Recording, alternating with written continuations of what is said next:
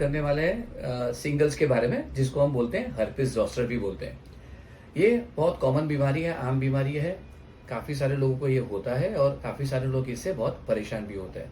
अब ये बीमारी एक वायरस से होती है जो बचपन में जो होता है, जिसको बोलते हैं चिकन पॉक्स। तो चिकन पॉक्स का वायरस है, उस टाइम पे चिकन पॉक्स तो ठीक हो जाता है, लेकिन चिकन पॉक्स की वायरस की ऐसी आदत है, वो काफ़ी सालों तक हमारे शरीर में आराम करता है कुछ प्रॉब्लम किए बिना। जब किसी भी कारण से आपकी शरीर की रोग प्रतिकारक शक्ति कम हो जाती है या और कोई बीमारी आती है, तो वो वायरस रीएक्टिवेट हो जाता है और ये बीमारी आपको कर सकता है। ये बीमारी में होता क्या है? बीमारी में शरीर के कोई पर्टिकुलर भाग पे आपको रैश निकलते हैं। रैश माने छोटे छोटे दाने निकलते हैं। नॉर्मली ये जो क्लस्टर में होते हैं, मतलब ये ग्रुप्स में दिखते हैं और शरीर के किसी एक ही पोर्शन को इफेक्ट करते हैं, अलग अलग जगहों पे नहीं होते।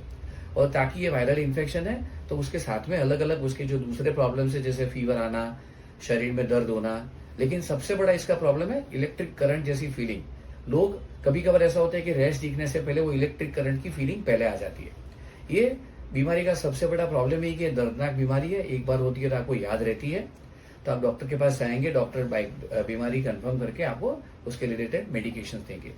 मेजोरिटी पेशेंट्स में अच्छी तरह से ठीक हो जाता है, लेकिन फिर भी काफी सारे पेशेंट में हमारी भाषा में जिसको बोलते हैं पोस्ट हर्पिटिक न्यूरैल्जिया, मतलब बीमारी ठीक होने के बाद रह जाता है नसों का दर्द, और वो काफी कम्बरसम होता है और बहुत सारे पेशेंट में बहुत मुश्किल भी देता है, जिसके लिए भी ट्रीटमेंट लेनी पड़ती है। तो ये बीमारी का सबसे बड़ा प्रॉब्लम है, उसके बाद होने वाला दर्द, जो हमको नानी भी याद दिला सकता है, इतना खराब होता है। अब इस बीमारी को रोक कैसे सकते हैं? तो अगर आपकी उम्र 50 साल से ज्यादा है या आपको ऐसी कोई बीमारी है जिसमें आपकी बॉडी की इम्यून सिस्टम कमजोर होती है, तो एक इसका वैक्सीन अवेलेबल है। आप डॉक्टर के पास जाइए और इसको वैक्सीन के बारे में डिस्कस करिए। 2 डोज नॉर्मली लेने होते हैं 6 महीने के अंदर।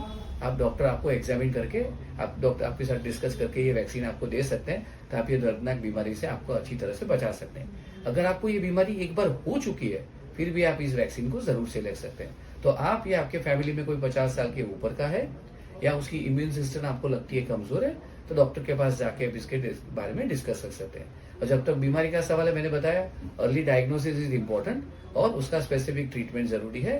तो बिल्कुल सस्पिशन लगे फौरन आपके डॉक्टर के पास जाके इसका ट्रीटमेंट लीजिए। Thank you.